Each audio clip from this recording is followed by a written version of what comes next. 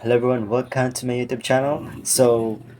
Yes, it's been a long time and here I again dahil magbibigay tayo ng tutorial kung paano nga ba makapag-apply at makapag-fill up gamit ang new CapCut application form ni CapCut. So, let's get it on. By the way, sa mga bago pa lang dito sa YouTube channel ko, do subscribe for more videos and tutorial about sa CapCut at anything about sa CapCut. So, yun lang.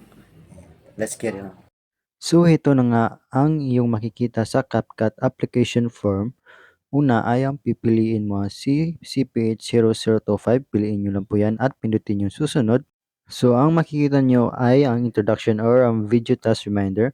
So, all submitted video tasks na kinopya lamang from other accounts or ang videos na downloaded lang will be automatically filled. So, yun nga dapat ay ang original mo. So, may mga task dito na pipiliin mo. Una ay ang mga recommended task na nakalagay. Una ay ang calendar template, date, music, photo. Sa slideshow may tutorial pa yan nakalagay or example. Click nyo lang po yung link na may YouTube channel. Tapos yung task 2, yung discover friends, concept material. Pili lang kayo dyan sa task 1 to task 3. Pagkatapos nyan ay scroll nyo lang yan pababa. Ang mga recommended or ang video task na pala ito ay required na kailangan mong gayahin or but hindi lahat pwede naman gumawa ka ng ah, ibang music or yung picture or clips na gagamitin mo. Basta same lang yung concept sa task 1 or task 3 na binigay. So pili lang kayo dyan. So dyan makikita nyo all submitted video tasks na kinopya lamang from other accounts or ang videos ay na ang downloaded will be automatically uploaded. So susunod ay pindutin nyo lang kung ano ang ginaya nyong task. So diyan ilalagay nyo so basahin nyo ang TikTok link ng iyong video task edits para makita kung paano. So una ay pagkatapos yung magawa yung video task ay i-screen record. Pagkatapos nyo i-screen record ay i-post nyo po sa TikTok. Pagkatapos nyo i-post sa TikTok ay copy yung link at i-paste lang dyan. So pagkatapos nyo ma-paste yung link na pinost nyo sa TikTok or screen record, pindutin yung susunod. So, ang susunod nyo naman ay dito i-fill up mo na ang lahat ng impormasyon na kinakailangan ni CapCut or ang mga detalye. Kailangan ikaw ay 18 years old above pataas para makapag-apply. So, yan lang.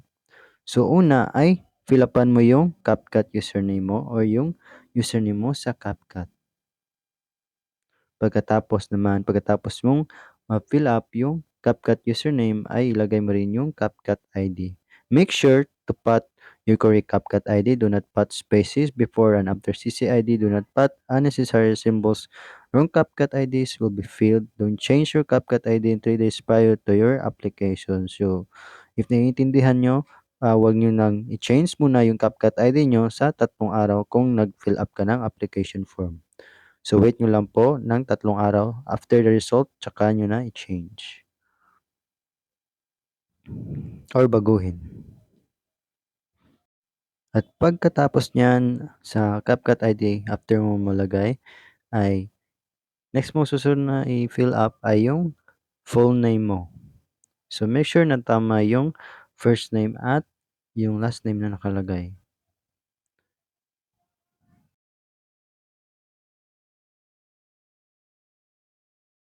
Pagkatapos mo ma-fill up ang yung full name, ay make sure na tama din yung birth date na ilalagay mo or ang birthday. At ang exact na format, just simply follow the instructions na nakalagay. So, una ay yung month, day, at yung year. Kung kailan ka ipinanganak. Ang susunod ay yung choose your location or your current location. Pindutin yung susunod at susunod naman ay yung province or probinsya kung saan ka nakalagay or nakatira nakalagay. So, same lang yun. So, pagkatapos mo nang malagay ang iyong lahat ng mga ah, kinakailangan, pindutin ang susunod.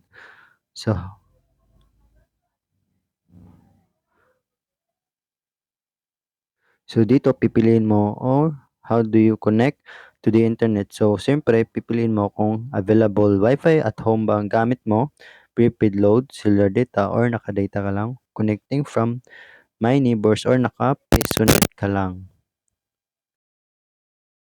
Pagkatapos mong mapili ang kinakailangan, pagkatapos mong ma pagkatapos ay ilagay mo ang iyong mobile number at ilagay rin ng Telegram or account link. Make sure na tama ang iyong Telegram o username link na inilagay or sinubmit. So, may instruction din kung paano kunin yung TikTok account link. So, follow nyo lang yan. Make sure na tama lahat dahil pag hindi tama ang inilagay ay pwede itong dahilan ng pagka-failed or hindi pagpasa mo sa CapCut application form. So, Instagram, optional din if meron kang Insta or gusto mo rin na makontak ka using Instagram account link.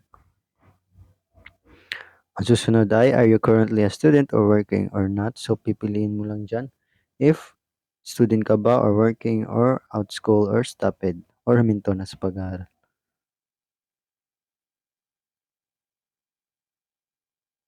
At pagkatapos ay pindutin ang susunod.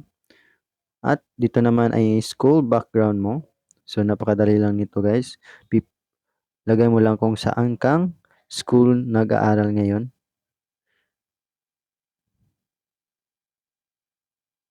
If nag-aaral ka. Dahil if student na nakalagay mo, automatic na yan, mapupunta ka dito. At if hindi naman, pwede ka nang hindi mapunta dito or pwede ka nang direkta sa kasi bale may tatlo kasing strand, di ba? May student doon at may nakalagay din na ano. So dito ilalagay mo ang course or and strand kung saan ka na-belong.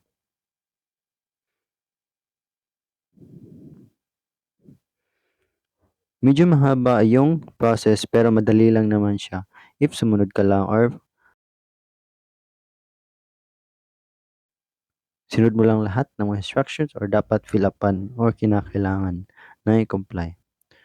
So, paano mo na So, make sure to click kung saan mo nakita ang recruitment. Kung paano mo nalaman kung saan mo nalaman na nag-recruit si CapCut ng CapCut Template Creator. So, pindutin ang susunod. So, click mo lang yung link na yan, Telegram GC link, at mapupunta ka sa isang official or CapCut application. So, click mo lang yung continue. So, yan. Click join group.